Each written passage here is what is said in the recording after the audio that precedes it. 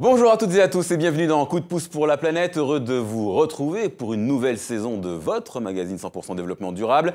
On ne change pas une équipe qui gagne, alors tout de suite, le coup de presse de la semaine. La France en guerre contre les glyphosates, la ville rose en guerre contre la pollution lumineuse. En revanche, parenthèse dans la guerre de Sea Shepherd, tour du net de l'info écolo avec Hélène Marronnet. Les baleines n'auront plus de répit en Antarctique.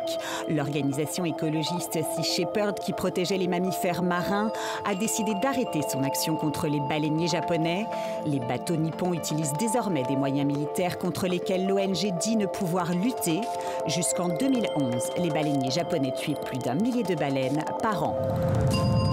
En France, la loi impose aux commerçants d'éteindre leurs vitrines entre 1h et 7h du matin, une obligation qu'une centaine de commerces de la ville de Toulouse ne respectent pas.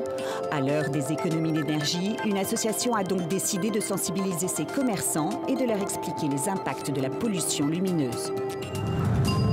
Le glyphosate est l'herbicide le plus répandu dans l'Union européenne et l'un des plus controversés également. Le Centre international de recherche sur le cancer a classé le produit cancérogène probable et pourtant, la Commission européenne voudrait renouveler pour 10 ans encore la licence d'utilisation du produit. La France a annoncé qu'elle voterait contre cette proposition. Direction la Chine pour notre coup de pouce. On les surnomme les femmes abeilles, surnom poétique qui cache une réalité environnementale bien connue et de plus en plus inquiétante. Parce que les abeilles se font plus rares, elles se substituent à elles et pollinisent les fleurs à la main, une tâche ardue, méticuleuse, périlleuse. Reportage signé Arnaud Miguet et Kaël Caron.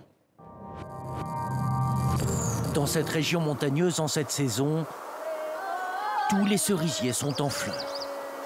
Dans les vergers, les villageois de l'ethnie Qiang s'affairent. Les femmes grimpent aux arbres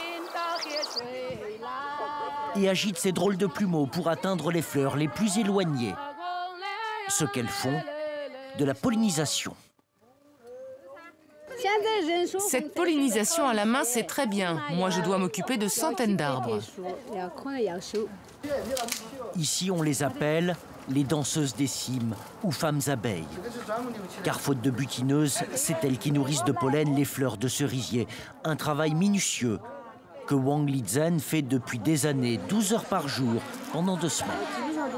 Mais avant de polliniser comme une abeille, il faut récolter le pollen sur les fleurs d'autres cerisiers.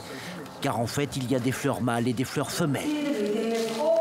Celles-ci sont des fleurs mâles et ces femmes doivent aller vite pour en récolter la poudre pour qu'elle garde toute sa fertilité.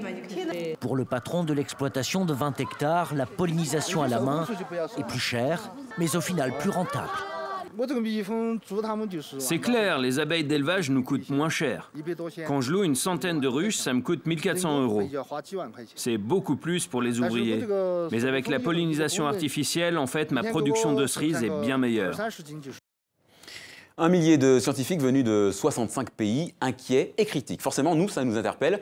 Le Brésil est dans le collimateur de la Société pour la restauration écologique. Lors de son 7e congrès, ces chercheurs ont exprimé leur profonde inquiétude sur les régressions en matière d'environnement depuis l'arrivée au pouvoir du président Temer, un chef d'État qui a autorisé l'abrogation du statut d'une gigantesque réserve naturelle d'Amazonie pour autoriser l'exploitation minière, projet suspendu depuis. Mais quand d'éminents scientifiques s'inquiètent, on se permet juste de le dire comme ça, au passage. Pour terminer, oubliez Guernica, oubliez les Demoiselles d'Avignon. Moi, ce sont mes œuvres préférées de Picasso et j'ignorais que le maître était fasciné par la nature.